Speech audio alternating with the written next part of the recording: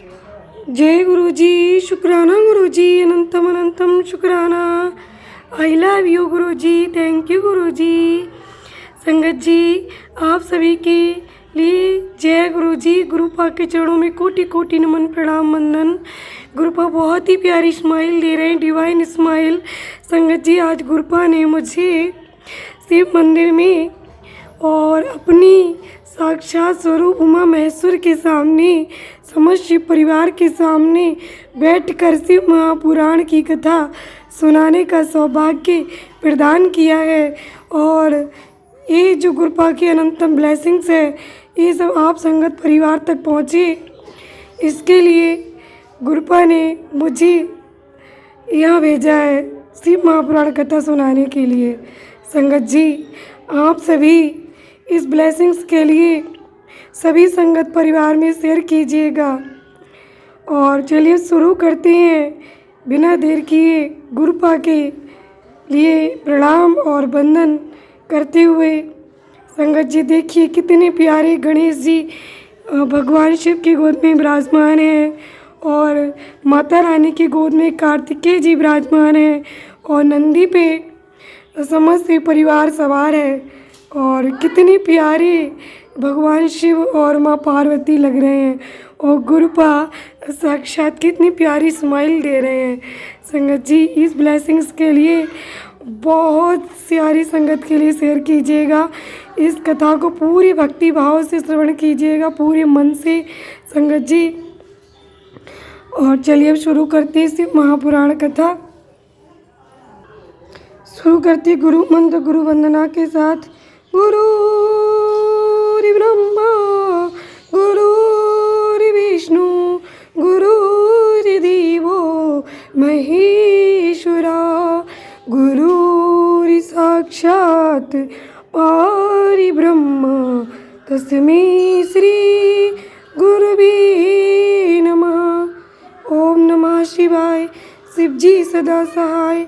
ओम नमः शिवाय। गुरु जी सदा सहाय। संगत जी, अर्धनारीश्वर स्वरूप के भी दर्शन कीजिए और इस ब्लेसिंग्स के लिए सभी संगत परिवार को शेयर कीजिए।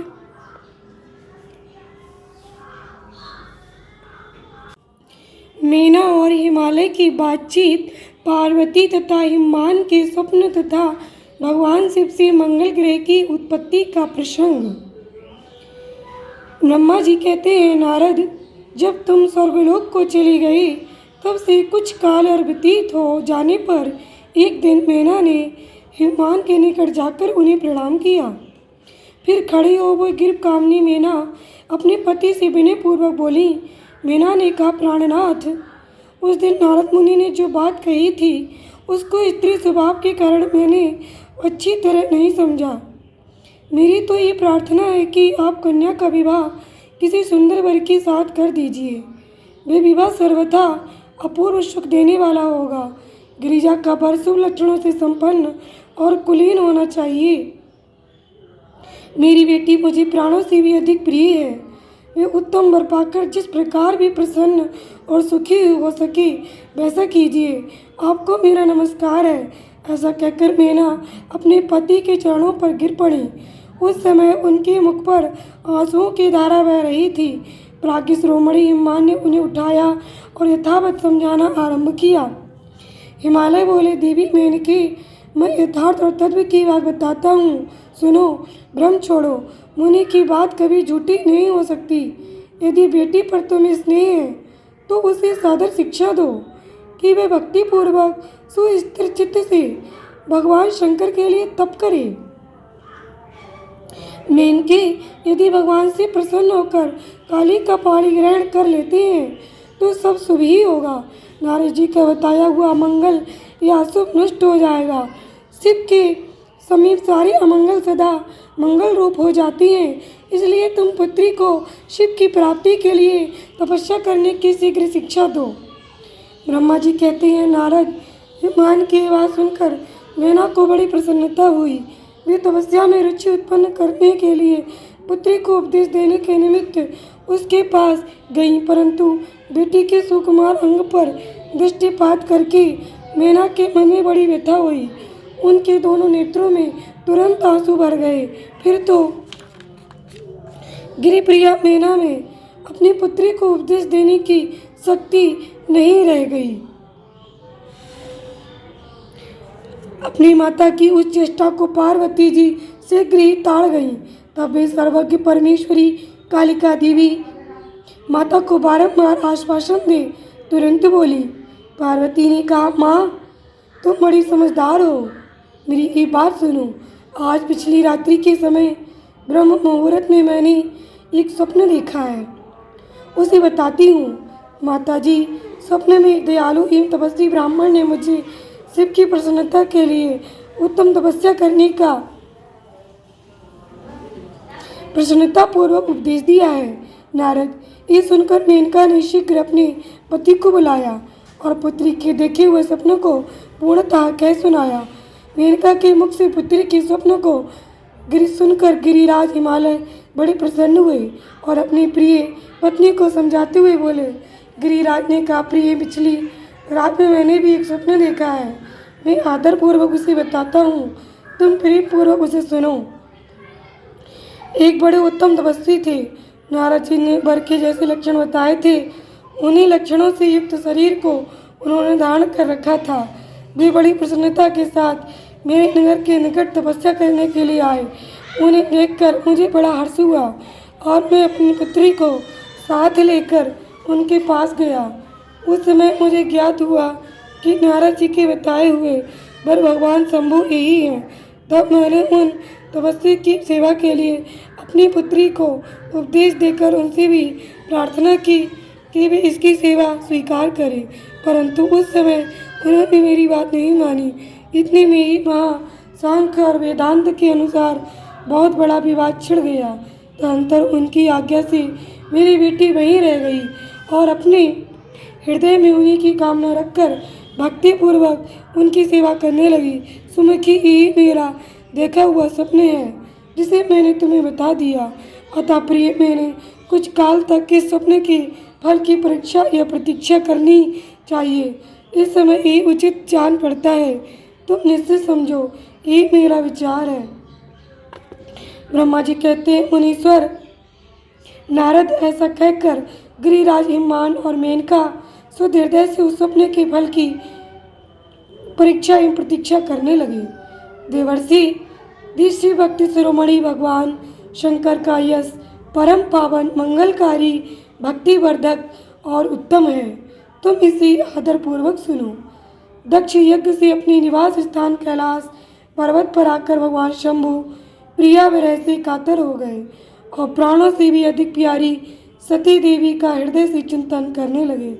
अपने पार्षदों को बुलाकर सती के लिए शोक करते हुए उनके प्रेम वर्धक गुणों का अत्यंत प्रीतिपूर्वक वर्णन करने लगे। ये सब उन्होंने सांसारिक गति को दिखाने के लिए किया। फिर गृहस्थ आश्रम की सुंदर स्थिति नीति रीति का परित्याग करके वे दिगंबर हो गए और सब लोगों में उन्मत्त की भांति भ्रमण करने लगे। लीला कुशल होने के कारण विरही की अवस्था का प्रदर्शन करने लगे।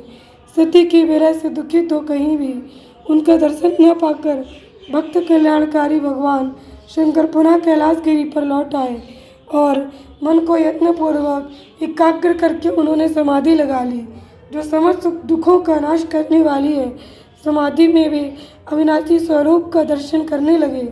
इस तरह तीनों गुणों से रहित हो वे भगवान शिव चिरकाल तक सुस्थिर भाव से समाधि लगाए बैठे रहे।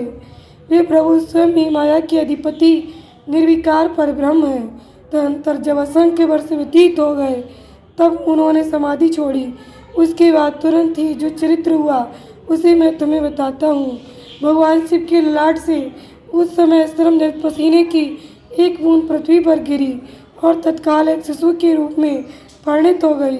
मैंने उस बालक की 4 भुजाएं थीं, शरीर की कांति लाल थी और आकार मनोहर था। देवी द्युति से दीप्तिमान वह शोभाशाली बालक अत्यंत तेज से संपन्न था। तथापि उस समय लोकाचार परायण परमेश्वर शिव के आगे वे साधारण शिशु की भांति रोने लगा। ये देख पृथ्वी शंकर भगवान शंकर से भय महान उत्तम बुद्धि से विचार करने के पश्चात सुंदरी स्त्री का रूप धारण करके वहीं प्रकट हो गईं। उन्होंने उस सुंदर बालक को तुरंत उठाकर अपनी गोद में रख लिया और अपने ऊपर प्रकट होने वाले दूध को स्तन्य के रूप में उसे पिलाने लगीं। उन्होंने स्नेह से उसका मुंह चूमा और अपना ही बालक मान हंसकर उसे खिलाने लगीं। परमेश्वर शिव का हित सहन करने वाली पृथ्वी देवी सच्ची भाव से स्वयं उसकी माता बन गईं। संसार की सृष्टि करने वाले परम कौतुकी ये विद्वान अंतर्यामी शंभु वे चरित्र देखकर हंस पड़े और पृथ्वी को पहचान कर उनसे बोले, धरणी तुम धन्य हो, मेरे इस पुत्र का प्रेम पूर्वक पालन करो। इस श्रेष्ठ शिशु मुझ महातेजस्वी शंभु के श्रम जल पसीने से तुम्हारे ही ऊपर उत्पन्न हुआ है। वसुधे, ये प्रियकारी बालक यद्यपि मेरी श्रम जल से प्रकट हुआ है, तथापि तुम्हारे नाम से तुम्हारे ही पुत्र के रूप में इसकी ख्याति होगी।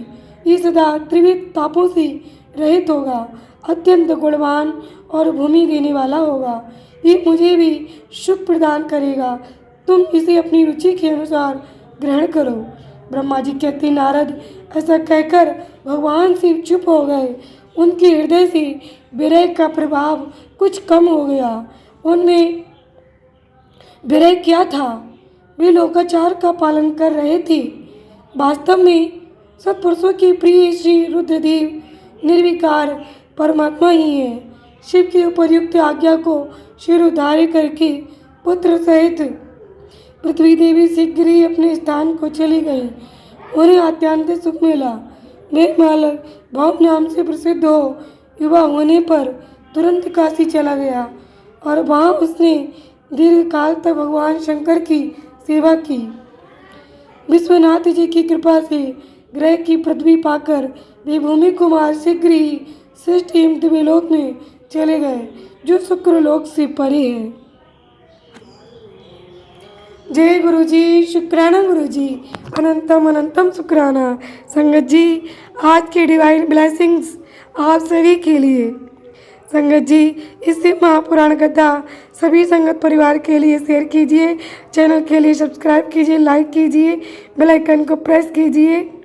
संगत जी, एक गुरुपा का चैनल है और गुरुपा की आज्ञा से ही चल रहा है। संगत जी, अभी 2-3 दिन का विलम्ब हो गया, जिसमें आप सबके लिए शिव महापुराण कथा श्रवण नहीं करा पाए। इसके लिए क्षमा चाहते हैं सभी संगत परिवार से। संगत जी, गुरुपा ने मुझे क्या कहूँ, ये जो भी था गुरुपा की मर्जी थी। संगत जी, और गुरुपा ने आज साक्षात शिव मंदिर में बैठकर शिव महापुराण कथा श्रवण कराई है। इससे सबसे बड़ी बात और क्या हो सकती है। संगत जी, आप सभी का परिवार सदा स्वस्थ रहे, सुखी रहे, समृद्ध रहे और भगवान शिव उमा महेश्वर की कृपा आप सभी के परिवार पर सदा बनी रहे।